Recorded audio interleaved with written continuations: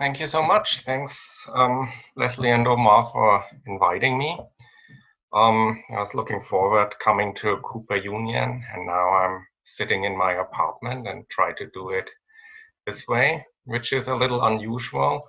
And it's especially unusual for me because my topic is smells, and usually I would bring smells and pass them around, and everybody would smell smells, and we would smell, and it would be exciting.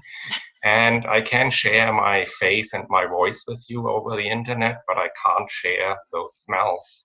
And that's exactly the topic of my talk, right? That because smells can't be shared in such a way, smells can't be digitized, they are a marker of authenticity. You've only really been there when you smelled it with your own nose along those lines, since what we see and what we hear is more and more digitized and mediated and maybe changed in one way or the other before we actually perceive that. So it's a fitting topic. Still sad I can't share the smells with you, but maybe you'll find them yourself somewhere. All right, so I'm gonna jump into my PowerPoint that I'm gonna share. This and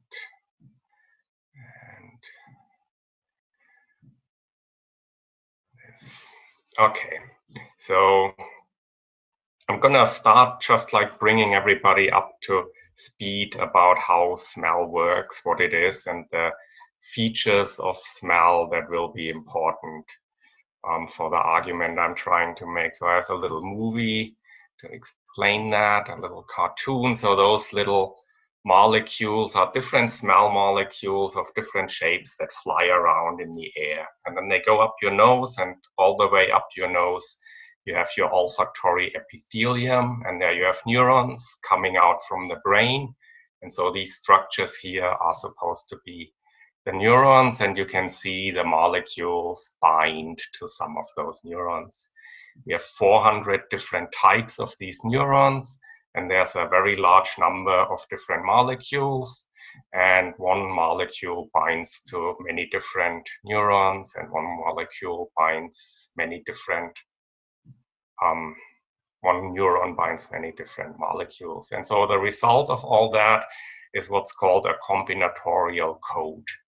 So the combinatorial code means you don't have to look into detail here at all. So you just have on the bottom different receptors in your nose, and on the side, on the right side, you have different odor molecules. And you see every odor molecule activates a different combination of receptors. So it's a combinatorial code. You're sitting there, you smell something, your brain gets the message, receptor 7, 92, and 110 are activated, and then you know, oh, it's vanillin, right? So it's a combinatorial code. That's how smelling works. That's all you need to know. I could give a lecture on this too, but that's all you need to know about smell.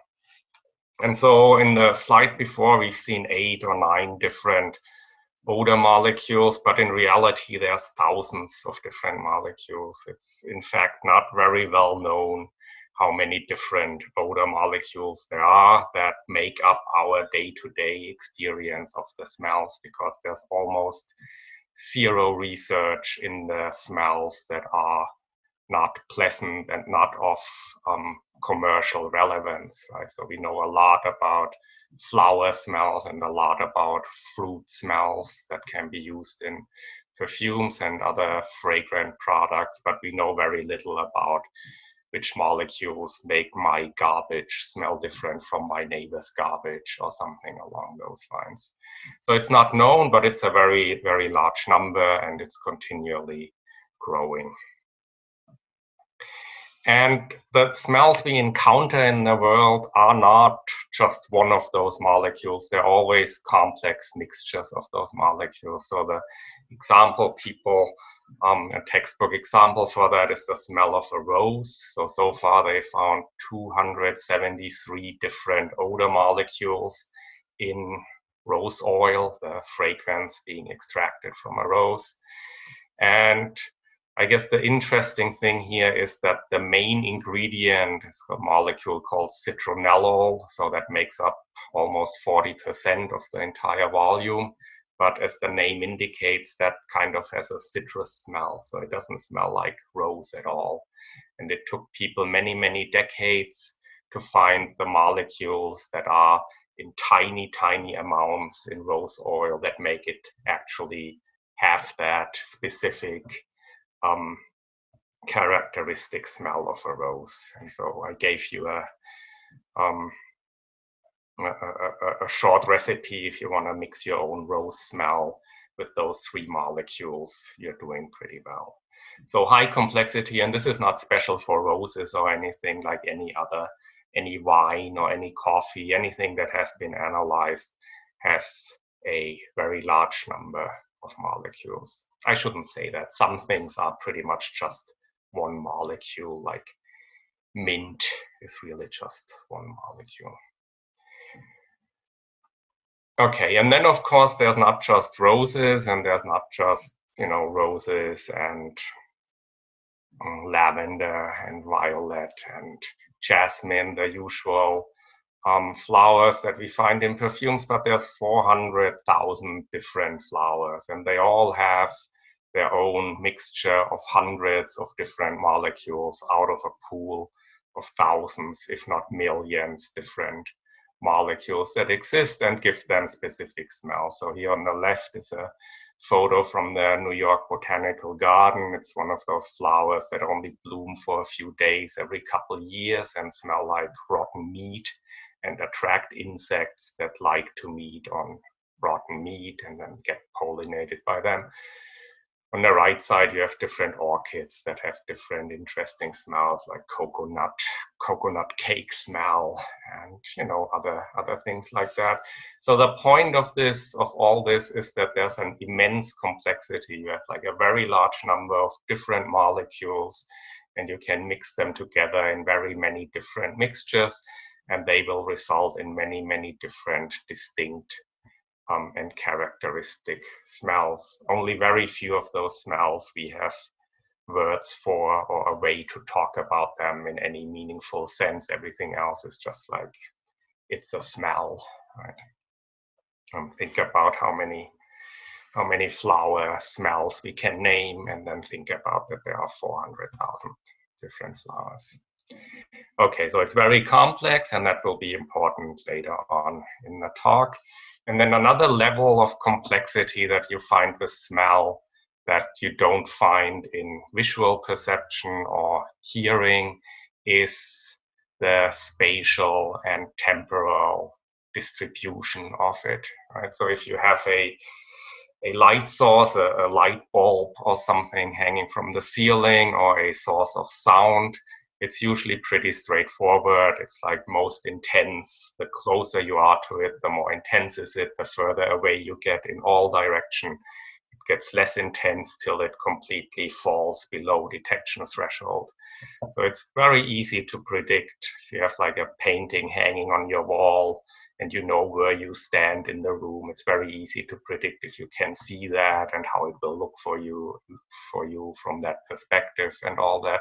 The smells, that's completely different, because smells are molecules that travel in the air with the wind. So they don't travel by diffusion, as one may imagine, that they like slowly and equally distribute. They travel with the wind. You can't smell if you walk by a hot dog cart on the street in a windy day. You'll see you can't smell it from one direction, and from the other you can smell it 2 blocks down the street.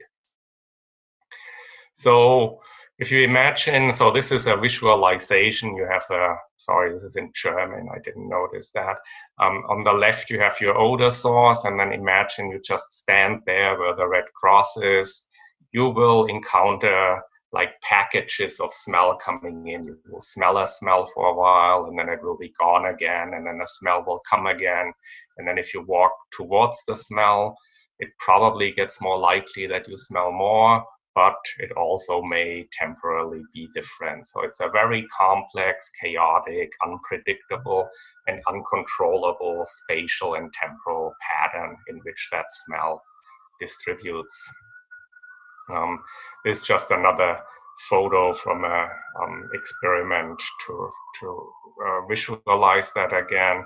And here it would be two different smells. So two different smells don't mix together, they travel next to each other. So you will smell one or the other. The upshot of all that is just that there's a huge complexity in that temporal and spatial structure of smell. And this, I won't talk much more about that for the rest of the talk, but this is also a complexity that makes it so difficult to recreate in a way that could fool us, our natural phenomenology of olfactory experience. Like if you can read stories, hilarious stories about failed use of smell in movie theaters, for example. And the problem is always you pump the movie theater full of that smell and then have like that smell there for a block of several minutes. And that's never how smell works in the real world. In the real world, you have a whiff and they become more frequent, but they may go away. They have different intensity. So it's never like this on-off kind of thing. And it's not a thing that's easy to imitate because it is basically random at the end of it. One artist I can recommend you look into that thinks about those things is Kate McLean from England. So she does smell walks, and those smell walks result into smellscapes. So she walks with people through the streets and they pay attention to smell. They crawl around on the floor and smell the, behaving like dogs, exploring the smell of their neighborhood. And then she draws those beautiful maps. Some of them are even animated with the smell sources. And this is the Cooper Union neighborhood here, right? So this is 7th Street and whatever 3rd Avenue, whatever avenue that is. And I guess your block would smell like rubber and dusty wood.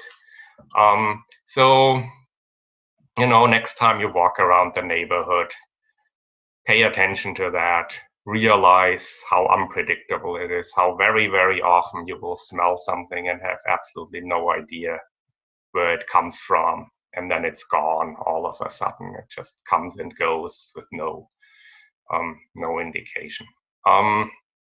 So that is a complexity of smells that makes the reproduction, the digitizing, the artificial producing of a smell experience much more difficult.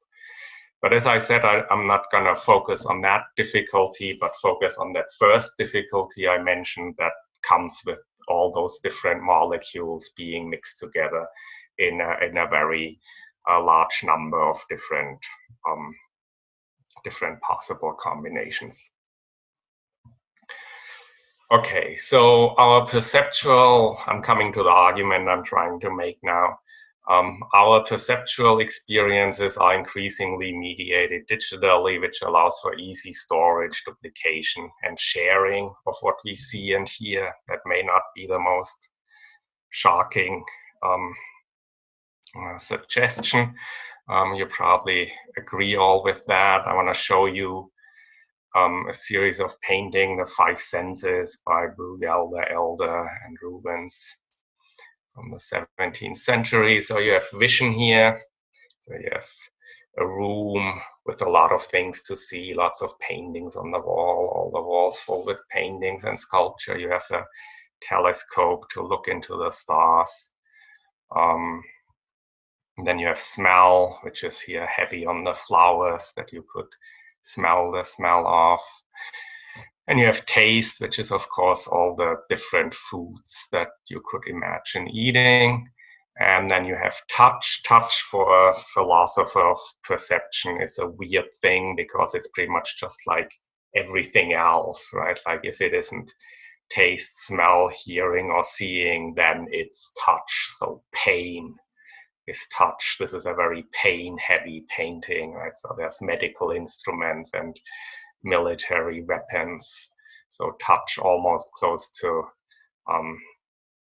associated with pain, but then you have the kissing and the touching, which is active touch, and then temperature is also touch. So it's a complicated concept for somebody who thinks about perception in those ways. And then you have hearing, so you have your figures sitting there with all the different musical instruments, and you have the birds outside, and then you have like parrots and other exotic birds that would make sounds on the inside. And the reason why I'm showing you this is that I want you to think about how perceiving the world worked until 100 years ago for like the entire history of humanity until very, very recently in those timescales. And the way it worked there, as you see in these paintings, is that if you wanted to hear how a parrot sings, what sounds a parrot makes, you either have to bring the parrot into your room or you have to go where the parrot is. There is no other way. Everything you perceive would have to be spatially and temporally close by. If you want to know, if you want to see what's behind the mountain, you have to walk over the mountain and take a look. There is no other way. So it's a bubble around you in which you can perceive things. And once they're gone, they're gone. And that would be the entirety of a life history, a life story in perceptions. And then I want you to think how that is different from what you're perceiving now in your daily life. Right now, you're seeing my face, maybe, or you're seeing this painting, which hangs in Madrid in a museum that probably is closed right now. But you're seeing it and you're hearing me. I'm in my apartment in New York. Maybe you're watching this after it's been recorded in a couple years, or you hear me talk in the future. Maybe I changed my mind by now about everything I'm going to tell you, but you still hear me say those things, right? So it's no longer tied at all to any spatial or temporal restrictions anywhere in the world. And, you know, yes, if civilization continues at any time in the future, you'll be able to have those same experiences that you have right now sitting there and looking at that. And that, of course, like stretches through your entire day of looking at screens, watching TV, being online, listening to recordings and so on. So that is a very, very fundamental change in humanity that receives very little attention and you know, probably deserves to be thought about more. And so I want to think about it more by like breaking it down a little bit into three components, what's going on there. The first component I would say is transmission. So you can cross time, right? I'm calling my parents every Sunday and they live in Germany, but I can hear them speak thousands of miles away. So there's no longer a spatial restriction, no longer a bubble around me where everything that I can hear has to be. I can hear things from all over the world. And then storage, the ability to store different technology in different modalities, bridges the temporal limitations we have. You can, you know, record something and, as I pointed out, listen to it whenever you want in the future. And then duplication, which makes it, you know, you don't have to go to a concert of your favorite singer. You can get the recordings and they can be duplicated and spread and made available to many, many more people than, again, those that would be in that perceptual bubble. And of course, all that together is the internet, right? So this is the most viewed video on YouTube. So almost 7 billion people have watched it, or almost 7 billion times it has been watched. So very soon we'll have videos that have been watched by more people than live on the earth, right? Millions of the people who watched this are probably dead by now, right? And it's right now at this moment, very likely hundreds of people all over the world are watching this material that is years old. So this is where all that, the transmitting and the storing and the copying comes together and leads to this perception that is completely detached from the normal limits of the material world in terms of space and time. So it's, as I said, it may seem completely obvious, but maybe we don't think much about that. What I said is that, you know, these kind of things affect what we see and hear. So I want to like go into more detail and think about the different modalities and how this project of digitizing the world and then experience it in a second-hand recreation, how that works for different modalities. And I think for vision and hearing, it seems pretty obvious. It is very advanced, right? A large proportion of humanity has a device in their pocket with which they can record, store, duplicate, share visual and auditory perception. Touch is difficult because touch is such an unusual modality. There are definitely devices where you can transmit vibrations or touch or temperature or things like that. And there doesn't seem to be a interesting technical hurdle to doing that. I've been in like whole body temperature suits and things like that, but there really isn't, I think, a big market for that, which is why it's not so familiar. And then for taste, nothing like that exists, right? So there is no storing or transmitting of tastes. And then for smell, I'm gonna go into a little more detail. I'm gonna go into detail about digitizing smells later on. Right now, I'm gonna talk about how once we record it, store it, duplicate it, digitize it in one word, it also becomes much more easier to manipulate it. Once we have something reduced to zeros and ones, then it is very, very straightforward technically how to manipulate those zeros and ones.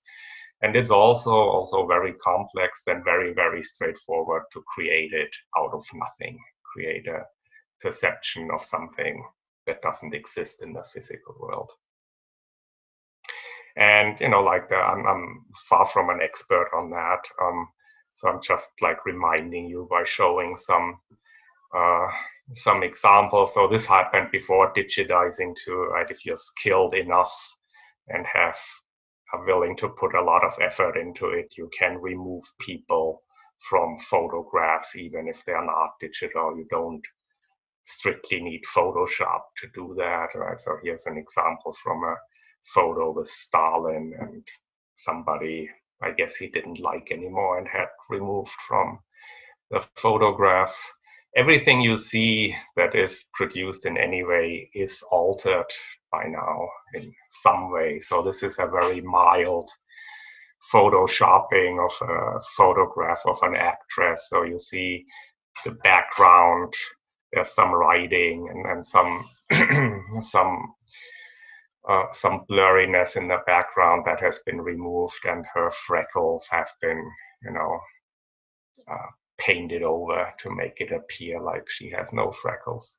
And so that is pretty much everything you see. Like every camera now has so only like 5 years ago, it took somebody with skill and specialized software to do those things. Now every camera has a filter that does things like that or similar things or even more advanced things. As a consequence, those perceptions like what you see on Facebook or something is not a real perception anymore. It's an altered perception. It's just more about those filters. Here I have an example of a deep fake video. So this is Jennifer Lawrence answering questions at the Golden Globe Awards, audience questions, and Steve Buscemi's head has been inserted. Expected Amy to win. So I just like, it was just, this was very truly surprising for me. Yeah, I was just really surprised. Anyway, nothing important to that, just showing that this happens. You may have seen it in, more political and more dangerous contexts too. And of course, CGI, just computer-generated imagery that has no base in the physical reality anymore. We all know about that too. We've all seen Avatar or whatever those movies are. So it's become, it's always been possible, or not always, but it's long been possible, but it becomes very, very easy and very common to do those things, to do those manipulations now. Those deep fake videos, there's software, free software that you can download, and you can create them yourself. Like only 5-10 years ago, this was something that wasn't even possible. So that's happening. And like the bigger picture, I'm not telling you that to bum you out or like make you stop using Facebook or something, but I'm telling you that to like show that those experiences aren't necessarily authentic anymore. If you want to know if you really experienced something, your eyes and ears can no longer be trusted, or to a degree shouldn't be trusted that much anymore because of these effects of digitizing those perceptions. So olfaction, on the other hand, so far it's largely resisted those attempts to digitize. And so now I'm going through how you would go about building an internet of the smells, digitizing smells, transmitting smells, storing them, duplicating them, and what the limitations and problems there are.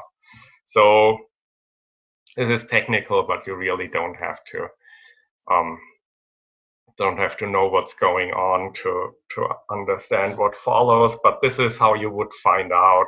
Let's say you have a perfume and you want to create a knockoff. So you have a Chanel No. 5 and you want to like recreate that. What you would do is you would use one of these machines. They're called GCMS, gas chromatograph mass spectrometer. And you would pour in your Chanel No. 5 in the gas chromatograph, which is here on the right. And what that is pretty much an oven that heats it up slowly. And so again, Chanel No. 5, like rose oil, is a mix of many different molecules. In this case, not nature, but the perfumer has decided what mix of molecules there should be. So you heat that up slowly, and then one after the other molecule evaporates because they have different evaporation points. It's like if you heat up red wine, slowly the alcohol goes out first, and then you have a watery version of your wine left over because water evaporates after alcohol. And so the same principle is used here to separate all the molecules that are in that mixture. And then you have at the end of that machine, you have each molecule coming out by itself, separated from the other molecules in the mixture, and then they go into a mass spectrometer, and the mass spectrometer breaks those molecules into little parts and then analyzes the mass of those parts, and then you can recalculate what the molecule was. So that helps you identify it. So then you have everything you need, like the molecules that were in the mixture. You can try to make it a quantitative thing, so you know how many are in the mixture, and then you can go, in that case of Chanel No. 5, to your odor library and pull out those molecules and remix Chanel number 5, and you can sell it for much, much cheaper than the original. So that would be the recording device. Obviously, that wouldn't fit. So this is a furniture size equipment. Takes a long time to run it. So it's very different from the camera on your smartphone. It also so far is not as sensitive as the human nose. So there can be things that you smell and you put them in there and you get no signal out of it, because for many molecules, your nose is better at detecting it than this machine is. But there's no reason to believe that technology couldn't improve on that. Okay, I'm going to give an example of that now from when I tried to recreate a smell together with Jorge Otero Pylos. He is a professor at Columbia University in the architecture preservation program, and every other spring semester he invites me to teach a seminar with him on smell preservation. And what we do is pretty much we pick a building, a historical interesting building in the city, and then we have the students try to recreate the smell of that building. And so in 2017, that was the Morgan Library. You can Google that and read about it online. So this is the Morgan Library. I don't know if you've been there, right? It is an impressive room, and it has a very distinct smell. It has that old book kind of smell that libraries have, but it also has that wet carpet kind of smell that, rooms like that sometimes have. It has a fire, smoky smell that seems weird, either coming from this fireplace or for the millions of cigars that have been smoked in that room. So it has definitely an interesting smell. You come out architecturally, you're like in a new part of the building that has like all that fresh air and new building smell, and then you step into that old library, and I think even people who don't pay attention to smell like I do will notice that there's something going on there. So it's an interesting room. So what do you do if you want to recreate the smell of that room? So you come in and smell it. And so that's always a good idea. So this is Carlos Benaim. He's a perfumer who came on that visit with us and smelled things. And then because of the experience, he can tell you or give you his best guess on what molecules make up that smell. So you smell it, and then you collect the air with those little vacuum seals. So this is how you collect your sample for the mass spectrometer. You suck in that air with a pump. So these tubings in the back belong to the pump. And then the air is being sucked over a material that is sticky for the odor molecules. So the odor molecules stick to that, and the more air you pump over it, the more the odor molecules will accumulate from there. And so ideally you leave it there for like hours or days or weeks, and then you have a high concentration of the molecules that this page of this specific book has been given off. And then you bring that material with the smell sticking to it to the lab. You wash it off with a solvent and you put it in your GCMS to find out what it is.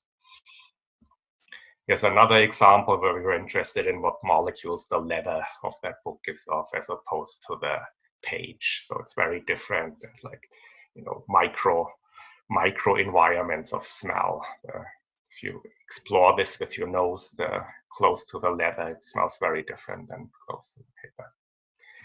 Anyway, so that's how you collect that smell, and then you bring it to the lab, and then you get your little peaks on your printout that tells you what molecules it is, and then you try to get your hand on those molecules, and then you mix them together, and then if you're very lucky, you have something that smells like the original. You can preserve those smells, right? If the Morgan Library burns down tomorrow, then we have preserved the smell of the leather-bound book that was in there.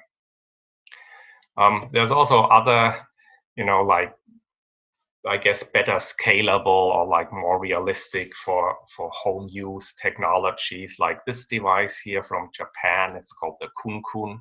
And so this is a small device that is measuring your body odor. So if you're worried about, your breath smelling bad or sweating too much, you can breathe into the device, or you can put it under your arm, and then you get a readout that senses the molecules that are there and then gives you an advice to go take a shower or something.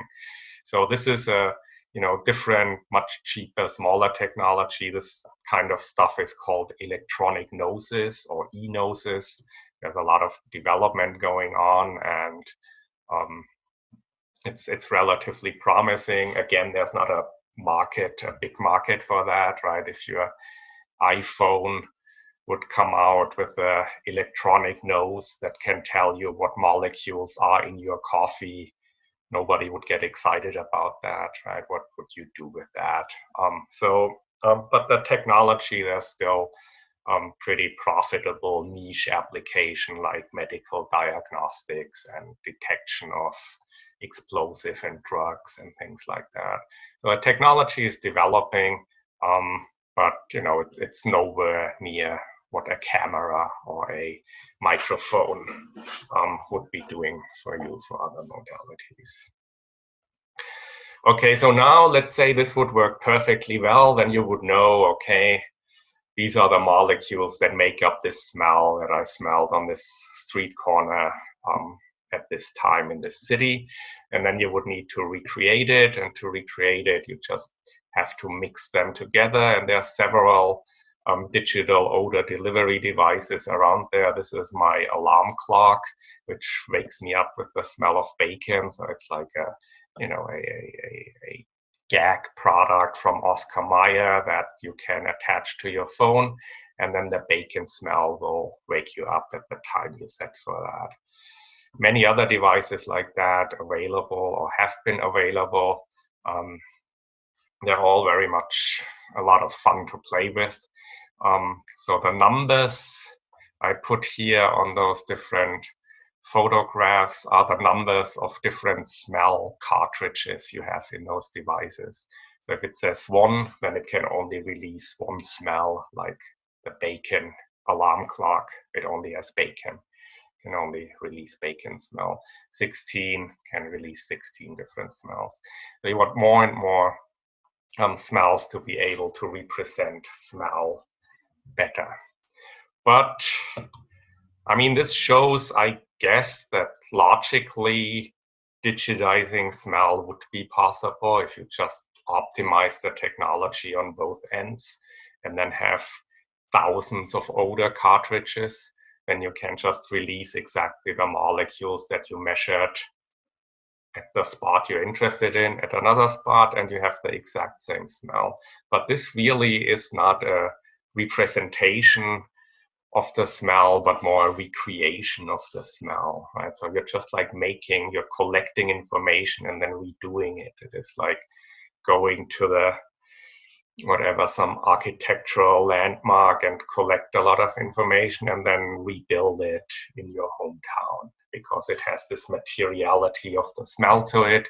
You're just creating another instance of it. It is not something that is instantly scalable, that everybody in the world could have access to it or anything like that. And there's many other problems that make this look like it's not something that will ever happen in a way that any given smell can be transmitted and experienced by the receiver, which all have to do with the materiality of the smells. Many of those molecules are not very stable. They wouldn't last.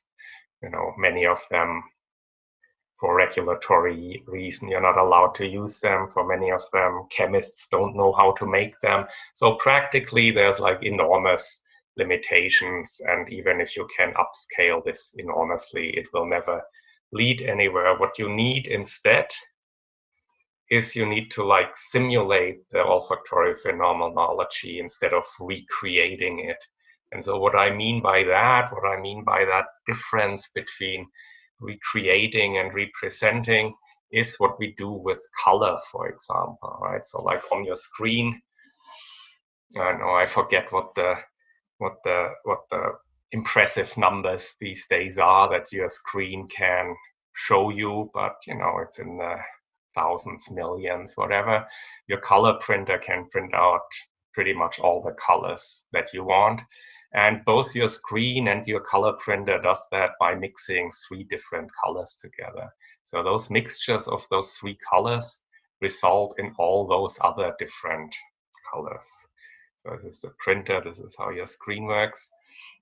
And the reason, or like not the reason, but consistent with this working is that the color space is a very, very simple space. It's a 3-dimensional space, the 3 dimensions being saturation, brightness, and the color valence. And so within that space, you can find every color that exists. And so that is a simple space. It's easy. If you talk about it in terms of information, it's just like 3 bits. 3 bits of information tell you exactly what your color is. For smell, nothing like that exists. There is no smell space. Also, there are still psychology textbooks that have a smell space in them, but it's overwhelming evidence that you can't find a low dimensional space in which you could arrange all the smells that exist. There's like and this is kind of like my more biology and neuroscience facing research is on this topic. And so the best model has 16 dimensions, and that, explains not everything, right? So it's very unlikely that we find a space of a reasonable number of smells that we could then call primary smells or primary odors.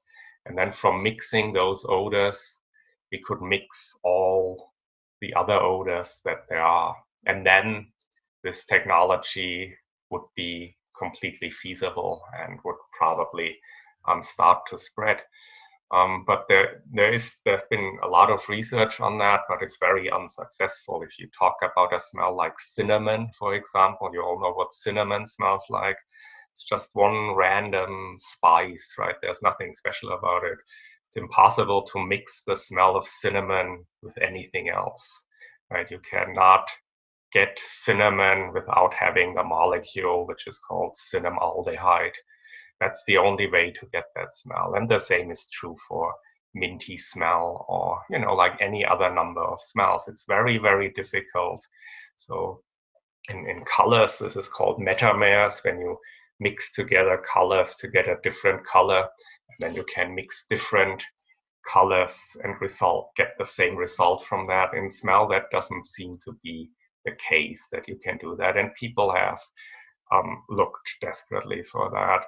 So reducing the complexity of the smells that are out there to few enough dimensions that it could be handled in a combinatorial way in this way seems to be a relatively hopeless task, which is why I think we're not going to see any digitizing of smell ever.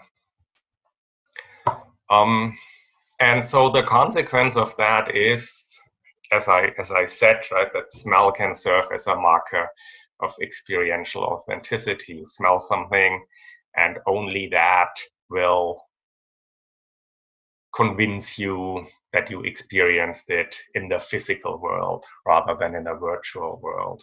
A big push by virtual reality companies to add smell to their virtual reality because that would make it a more real experience. That is a big difference that people don't think about in terms of describing the experience. Smell doesn't play a big role, but having the feeling of being there and being part of that to get like that feeling, inducing that feeling, smells have a very central role, which you can maybe appreciate when you think about smell triggered memories, how vivid they are, and how they put you in that moment you are remembering. That's the effect that smell has. It makes it real. It makes it feel like you're there.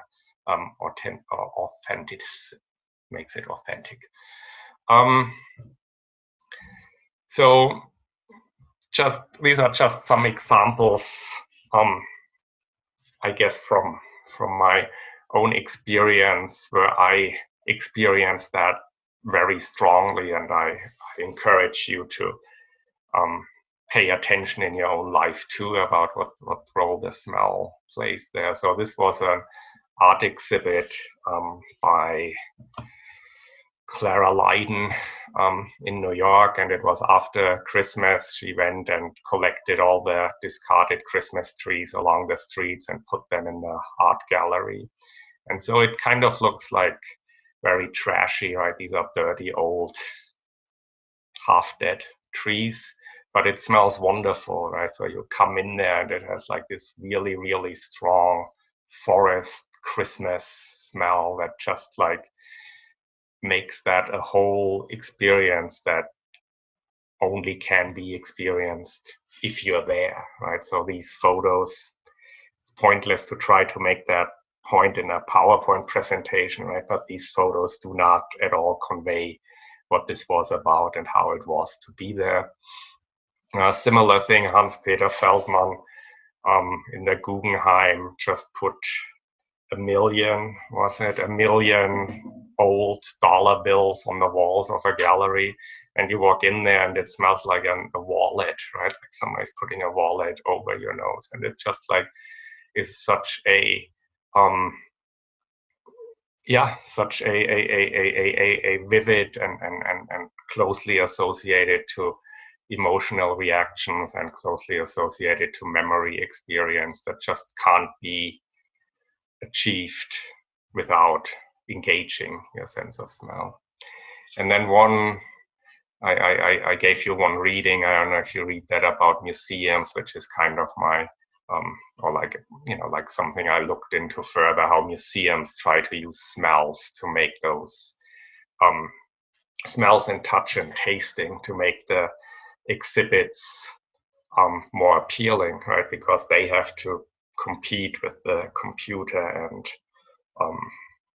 TV. So what do they have with their T-Rex exhibit that you can't see on the show on TV about the T-Rex? And smell is a big thing that can help those things to authenticate their experiences. So it's like, you know, these niches, people realize that and try to play around with that. But I think for like the greater, you know, the greater way we live our lives, especially now that we all stay at home and look at museums from the internet and concerts from the internet rather than in person, like the big difference between those experiences is a perceptual difference, and it's smell, but it's also, you know, temperature, wind. It's non-visual, non-auditory perception that tells us that we're actually laying in bed rather than being at the concert. And so I'm kind of like, I spin this trying to say like, this is what will make smell more important, or why smell should be more important. But you could smell and taste and touch more important. But you could spin it the opposite way too and say like, because these senses can't be digitized, they will lose even more in their importance, right? If you look at people posting the photos of their food on Instagram, it often feels like the taste of the food is becoming, to us as a society, less important than the visual appearance of a food, because the taste can't be stored and it can't be shared and it can't be manipulated. It's just a one-off experience. So I'm, you know, taking the optimistic road and think this will lead to a better appreciation of these minor senses, but one can also worry about them being completely forgotten and ignored and replaced by the copyable and manipulatable and generatable perceptions in the visual and auditory system. And that's all I have for you.